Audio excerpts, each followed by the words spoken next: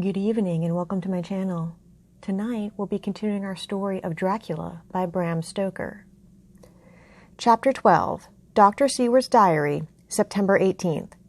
I drove at once to Hillingham and arrived early. Keeping my cab at the gate, I went up the avenue alone. I knocked gently and rang as quietly as possible, for I feared to disturb Lucy or her mother and hoped to only bring a servant to the door. After a while, finding no response, I knocked and rang again. Still no answer. I cursed the laziness of the servants that they should lie abed at such an hour, for it was now 10 o'clock, and so rang and knocked again, but more impatiently, but still without response. Hitherto I had blamed only the servants, but now a terrible fear began to assail me. Was this desolation but another link in the chain of doom which seemed drawing tight around us? Was it indeed a house of death to which I had come too late? I knew that minutes, even seconds of delay, might mean hours of danger to Lucy if she had had again one of those frightful relapses, and I went round the house to try if I could find by chance an entry anywhere. I could find no means of ingress. Every window and door was fastened and locked, and I returned baffled to the porch. As I did so, I heard the rapid pit-pat of a swiftly driven horse's feet. They stopped at the gate, and a few seconds later I met Van Helsing running up the avenue. When he saw me, he gasped out, "Then it was you, and just arrived. How is she? Are we too late? Did you not get my telegram?" I answered as quickly and coherently as I could that I had only got his telegram early the morning and had not lost a minute in coming here, and that I could not make anyone in the house hear me. He paused and raised his hat as he said solemnly, "Then I fear we are too late. God's will be done." With his usual recuperative energy, he went on, "Come, if there be no one open to get in, we must make one. Time is all in all to us now." We went round to the back of the house, where there was a kitchen window. The professor took a small surgical saw from his case, and handing it to me, pointed to the iron bars which guarded the window. I attacked them at once, and had very soon cut through 3 of them. Then, with a long, thin knife, we pushed back the fastening of the sashes and opened the window. I helped the professor in and followed him. There was no one in the kitchen or in the servants' rooms, which were close at hand. We tried all the rooms as we went along, and in the dining room, dimly lit by rays of light through the shutters, found 4 servant women lying on the floor.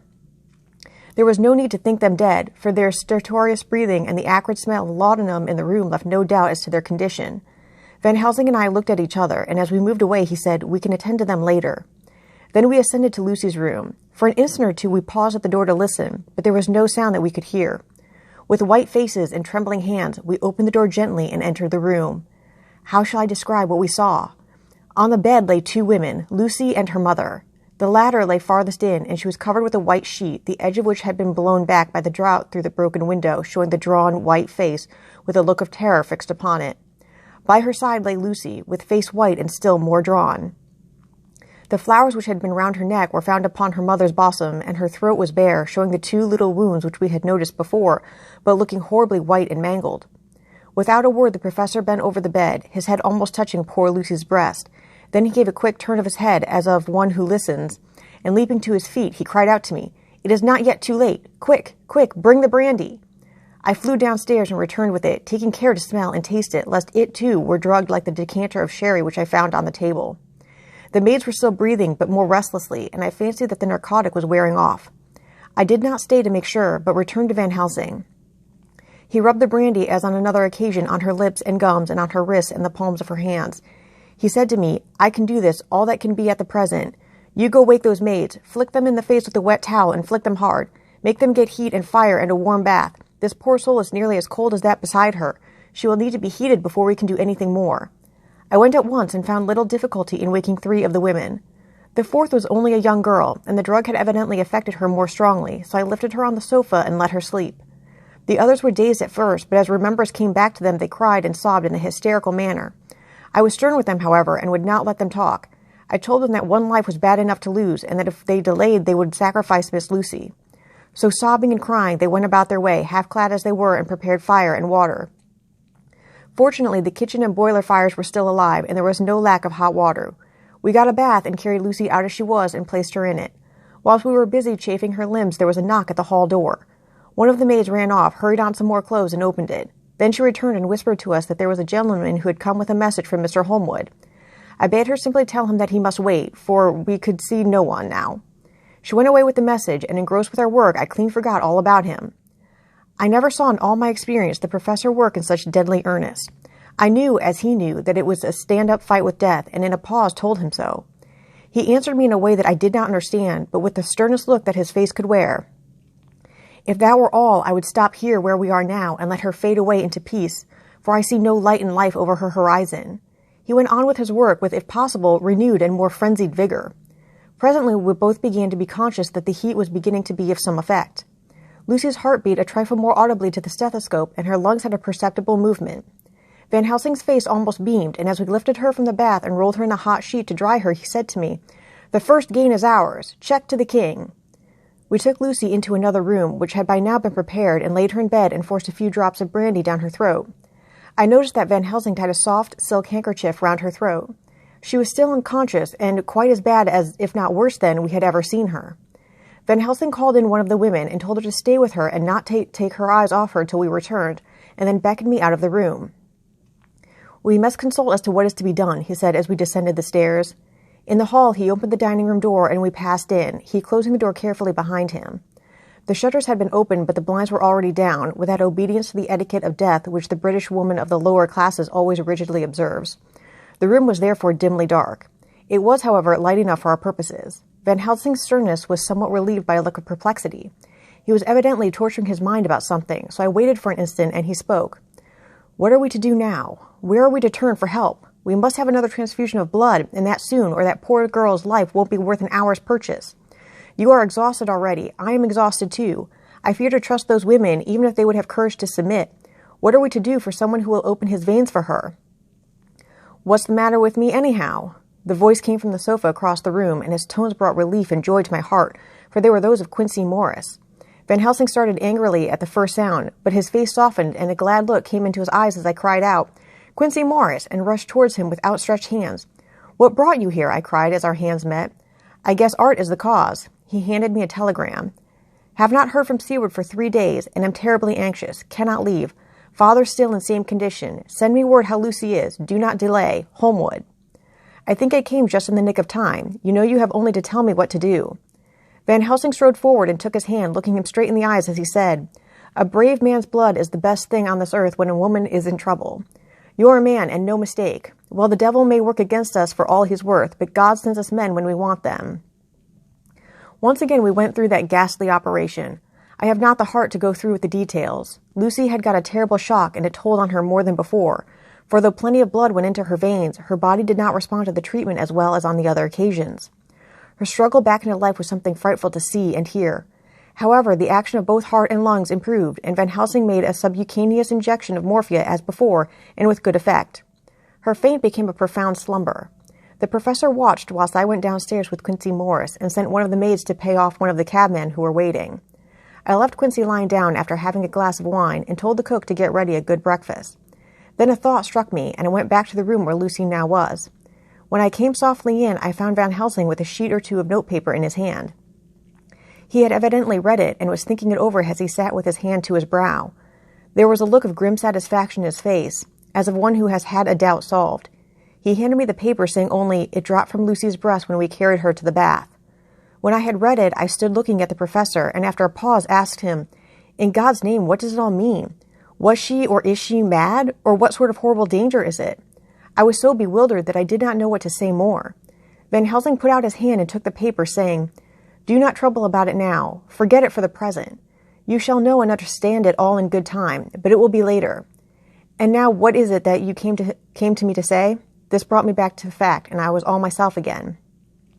"I came to speak about the certificate of death. If we do not act properly and wisely, there may be an inquest, and that paper would have to be produced. I am in hopes that we need have no inquest, for if we had, it would surely kill poor Lucy if nothing else did. I know, and you know, and the other doctor who attended her knows, that Mrs. Westenra had disease of the heart, and we can certify that she died of it.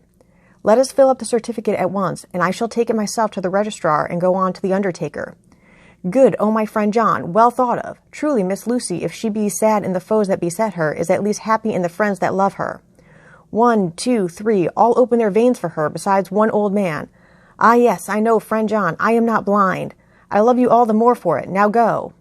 In the hall, I met Quincy Morris with a telegram for Arthur telling him that Mrs. Westenra was dead, that Lucy also had been ill, but was now going on better, and that Van Helsing and I were with her. I told him where I was going, and he hurried me out, but as I was going, said, "When you come back, Jack, may I have 2 words with you all to ourselves? I nodded in reply and went out.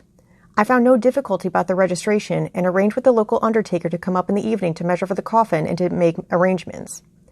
When I got back, Quincy was waiting for me. I told him I would see him as soon as I knew about Lucy and went up to her room. She was still sleeping, and the professor seemingly had not moved from his seat at her side. From his putting his finger to his lips, I gathered that he expected her to wake before long and was afraid of forestalling nature. So I went down to Quincy and took him into the breakfast room, where the blinds were not drawn down and which was a little more cheerful, or rather less cheerless than the other rooms. When we were alone, he said to me, "Jack Seward, I don't want to shove myself in anywhere where I have no right to be, but this is no ordinary case. You know I loved that girl and wanted to marry her, but although that's all past and gone, I can't help feeling anxious about her all the same.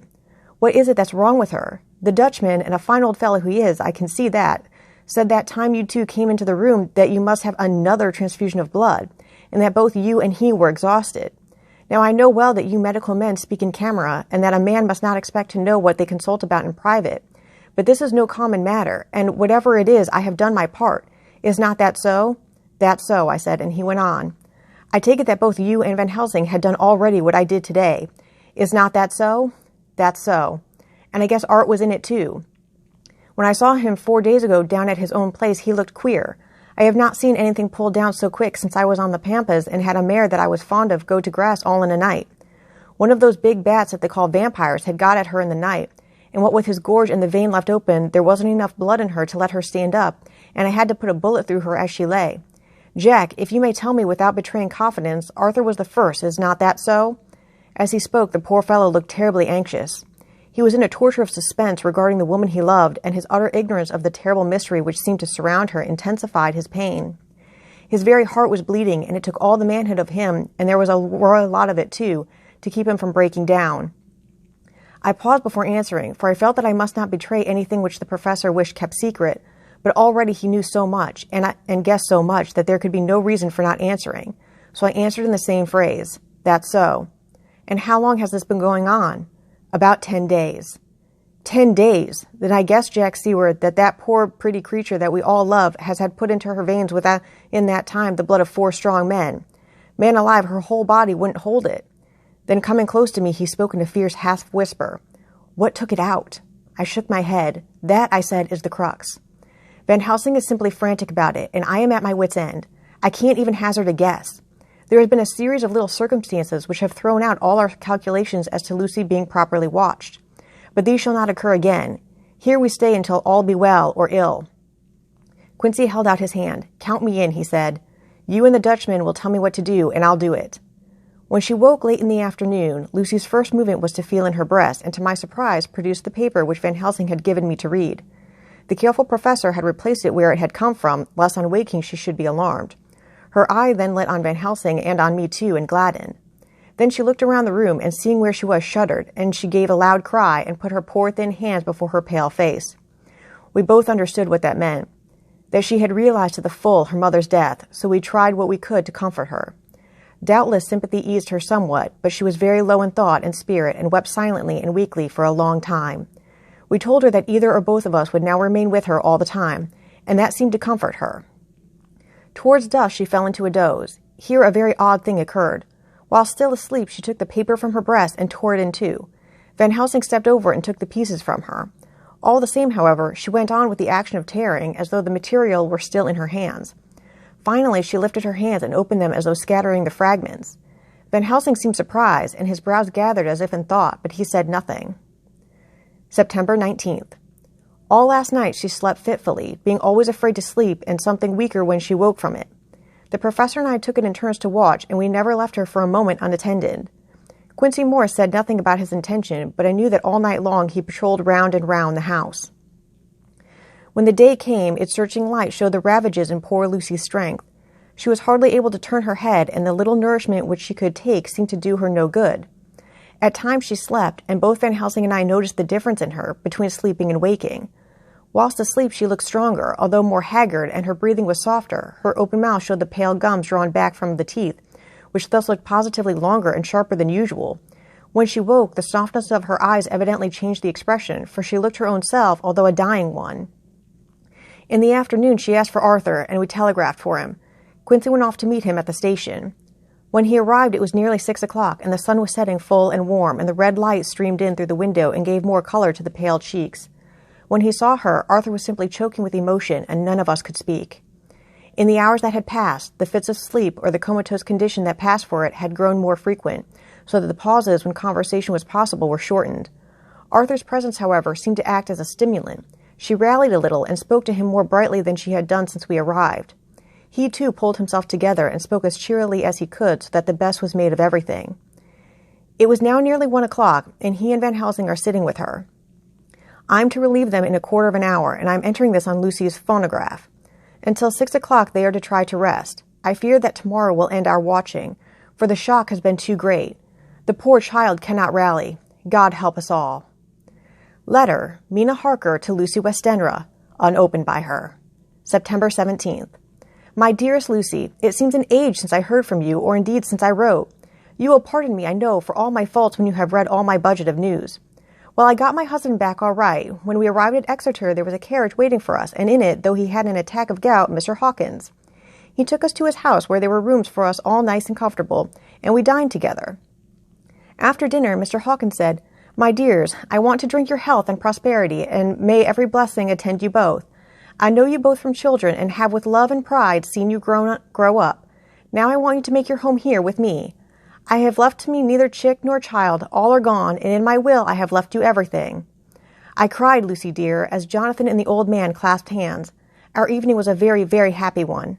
So here we are, installed in this beautiful old house, and from both my bedroom and the drawing room I can see the great elms of the cathedral close, with their great black stems standing out against the old yellow stone of the cathedral, and I can hear the rooks overhead cawing and chattering and gossiping all day, after the manner of rooks and humans. I am busy, I need not tell you, arranging things and housekeeping. Jonathan and Mr. Hawkins are busy all day, for now that Jonathan is a partner, Mr. Hawkins wants to tell him all about the clients. How is your dear mother getting on? I wish I could run up to town for a day or two to see you, dear, but I dare not go yet, with so much on my shoulders, and Jonathan wants looking after still. He is beginning to put some flesh on his bones again, but he was terribly weakened by the long illness.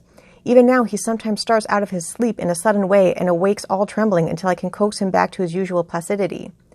However, thank God, these occasions grow less frequent as the days go on, and they will in time pass away altogether, I trust. And now I have told you my news, let me ask yours. When are you to be married, and where, and who is to perform the ceremony, and what are you to wear, and is it to be a public or a private wedding? Tell me all about it, dear. Tell me all about everything, for there is nothing which interests you which will not be dear to me. Jonathan asked me to send his respectful duty, but I do not think that is good enough from the junior partner of the important firm Hawkins and Harker. And so, as you love me, and he loves me, and I love you with all the moods and tenses of the verb, I send you simply his love instead. Goodbye, my dearest Lucy, and all blessings on you. Yours, Mina Harker. Report from Patrick Hennessy, M.D., M.R.C.S., L.K.Q., C.P.I., etc., etc., to John Seward, M.D. September 20th. My dear sir, in accordance with your wishes, I enclose a report of the conditions of everything left in my charge. With regard to the patient Renfield, there is more to say. He has had another outbreak, which might have had a dreadful ending, but which, as it fortunately happened, was unattended with any unhappy results. This afternoon, a carrier's cart with 2 men made a call at the empty house whose grounds abut on ours, the house to which, you will remember, the patient twice ran away. The men stopped at our gate to ask the porter their way, as they were strangers. I was myself looking out of the study window, having a smoke after dinner, and saw one of them come up to the house. As he passed the window of Renfield's room, the patient began to rate him from within, and called him all the foul names he could lay his tongue to. The man, who seemed a decent fellow enough, contented himself by telling him to shut up for a foul-mouthed beggar, whereon our man accused him of robbing him and wanting to murder him, and said that he would hinder him if he were to swing for it. I opened the window and signed to the man not to notice, so he contented himself after looking the place over and making up his mind as to what kind of a place he had got to by saying, Lord bless you, sir, I wouldn't mind what was said to me in a bloomin' madhouse. I pity you and the governor for having to live in the house with a wild beast like that. Then he asked his way civilly enough, and I told him where the gate of the empty house was. He went away, followed by threats and curses and revilings from our man. I went down to see if I could make out any cause for his anger, since he is usually such a well-behaved man, and except his violent fits, nothing of the kind had ever occurred. I found him, to my astonishment, quite composed and most genial in his manner. I tried to get him to talk of the incident, but he blandly asked me questions as to what I meant, and led me to believe that he was completely oblivious of the affair. It was, I am sorry to say, however, only another instance of his cunning, for within half an hour I heard of him again. This time he had broken out through the window of his room and was running down the avenue. I called to the attendants to follow me and ran after him, for I feared he was intent on some mischief. My fear was justified when I saw the same cart which had passed before coming down the road, having on it some great wooden boxes. The men were wiping their foreheads and were flushed in the face as if with violent exercise. Before I could get up to him, the patient rushed at them, and pulling one of them off the cart, began to knock his head against the ground. If I had not seized him just at the moment, I believe he would have killed the man there and then. The other fellow jumped down and struck him over the head with the butt end of his heavy whip. It was a terrible blow, but he did not seem to mind it, but seized him also and struggled with the three of us, pulling us to and fro as if we were kittens. You know I am no lightweight, and the others were both burly men. At first he was silent in his fighting, but as we began to master him and the attendants were putting a straight waistcoat on him, he began to shout, "I'll frustrate them. They shan't rob me. They shan't murder me by inches. I'll fight for my lord and master." And all sorts of similar incoherent ravings. It was with very considerable difficulty that they got him back to the house and put him in the padded room. One of the attendants, Hardy, had a finger broken. However, I set it all right, and he is going on well. The two carriers were at first loud in their threats of actions for damages, and promised to rain all the penalties of the law on us. Their threats were, however, mingled with some sort of indirect apology for the defeat of the two of them by a feeble madman. They said that if it had not been for the way their strength had been spent in carrying and raising the heavy boxes to the cart, they would have made short work of him. They gave as another reason for their defeat the extraordinary state of drought to which they had been reduced by the dusty nature of their occupation and the reprehensible distance from the scene of their labors of any place of public entertainment. I quite understood their drift, and after a stiff glass of grog, or rather more of the same, and with each a sovereign in hand, they made light of the attack and swore that they would encounter a worse madman any day for the pleasure of meeting so bloomin' good a bloke as your correspondent. I took their names and addresses in case they might be needed. They are as follows: Jack Smollett of Dedding's Rents, King George's Road, Great Walworth, and Thomas Snelling, Peter Farley's Row, Guide Corps, Bethnal Green. They are both in the employment of Harris & Sons, Moving and Shipment Company, Orange Masters Yard, Soho. I shall report to you any matter of interest occurring here, and shall wire you at once if there is anything of importance. Believe me, dear sir, yours faithfully, Patrick Hennessy. Letter, Mina Harker to Lucy Westenra, unopened by her. September 18th. My dearest Lucy, such a sad blow has befallen us. Mr. Hawkins has died very suddenly. Some may not think it so sad for us, but we had both come to so love him that it really seems as though we had lost a father. I never knew either father or mother, so that the dear old man's death is a real blow to me. Jonathan is greatly distressed. It is not only that he feels sorrow, deep sorrow for the dear good man who has befriended him all his life, and now at the end has treated him like his own son and left him a fortune which to people of our modest bringing up is wealth beyond the dream of avarice, but Jonathan feels it on another account. He says the amount of responsibility which it puts upon him makes him nervous. He begins to doubt himself. I try to cheer him up, and my belief in him helps him to have a belief in himself. But it is here that the grave shock that he experienced tells upon him the most. Oh, it is too hard that a sweet, simple, noble, strong nature such as his, a nature which enabled him by our dear good friend's aid to rise from clerk to master in a few years, should be so injured that the very essence of its strength is gone. Forgive me, dear, if I worry you with my troubles in the midst of your own happiness, but, Lucy, dear, I must tell someone, for the strain of keeping up a brave and cheerful appearance to Jonathan tries me, and I have no one here that I can confide in. I dread coming up to London, as we must do the day after tomorrow, for poor Mr. Hawkins left in his will that he was to be buried in the grave with his father. As there are no relations at all, Jonathan will have to be chief mourner. I shall try to run over to see you, dearest, if only for a few minutes. Forgive me for troubling you. With all blessings, your loving Mina Harker. Dr. Seward's Diary, September 20th. Only resolution and habit can let me make an entry tonight. I am too miserable, too low-spirited, too sick of the world and all in it, including life itself, that I would not care if I heard this moment the flapping of the wings of the angel of death. And he has been flapping those grim wings to some purpose of late. Lucy's mother and Arthur's father, and now, let me get on with my work. I duly relieved Van Helsing in his watch over Lucy. We wanted Arthur to go to rest also, but he refused at first. It was only when I told him that we should want him to help us during the day, and that we must not all break down for want of rest, lest Lucy should suffer, that he agreed to go. Van Helsing was very kind to him. Come, my child, he said, come with me. You are sick and weak, and have had much sorrow and much mental pain, as well as that tax on your strength that we know of. You must not be alone, for to be alone is to be full of fears and alarms. Come to the drawing room, where there is a big fire and there are 2 sofas. You shall lie on one, and I on the other, and our sympathy will be comfort to each other, even though we do not speak, and even if we sleep." Arthur went off with him, casting back a longing look on Lucy's face, which lay in her pillow, almost whiter than the lawn. She lay quite still, and I looked round the room to see that all was as it should be. I could see that the professor had carried out in this room, as in the other, his purpose of using the garlic. The whole of the window sashes reeked with it, and round Lucy's neck, over the silk handkerchief which Van Helsing made her keep on, was a rough chaplet of the same odorous flowers. Lucy was breathing somewhat stertorously, and her face was at its worst, for the open mouth showed the pale gums. Her teeth in the dim, uncertain light seemed longer and sharper than they had been in the morning. In particular, by some trick of the light, the canine teeth looked longer and sharper than the rest. I sat down by her, and presently she moved uneasily. At the same moment there came a sort of dull flapping or buffeting at the window. I went over to it softly and peeped out by the corner of the blind.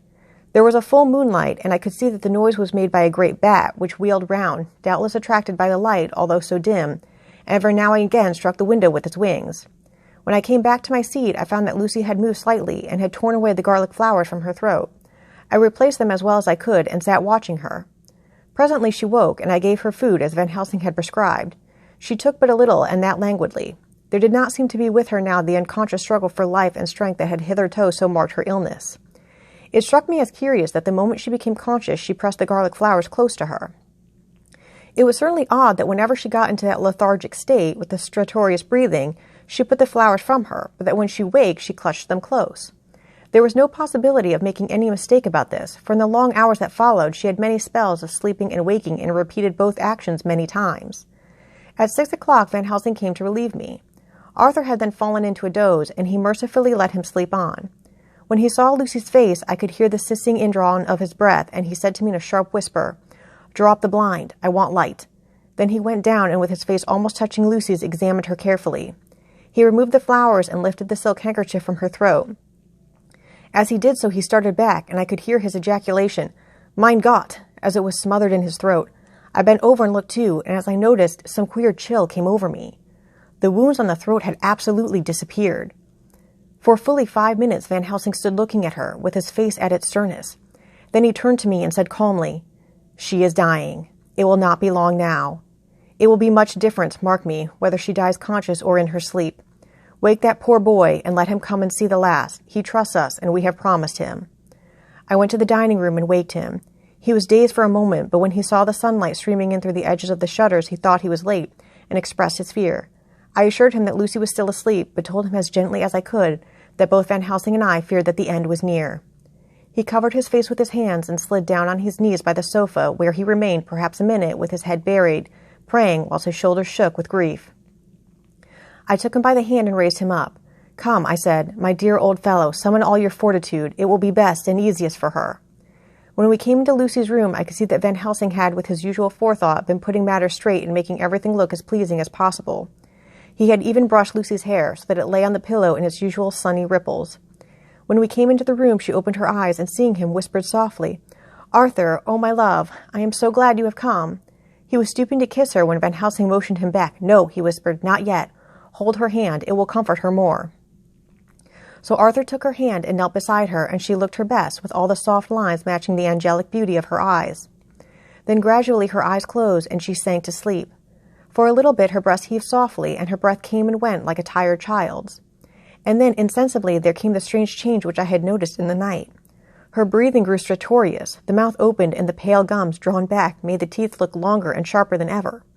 In a sort of sleep-waking, vague, unconscious way she opened her eyes, which were now dull and hard at once, and said in a soft, voluptuous voice, such as I had never heard from her lips, "Arthur, oh my love, I am so glad you have come. Kiss me."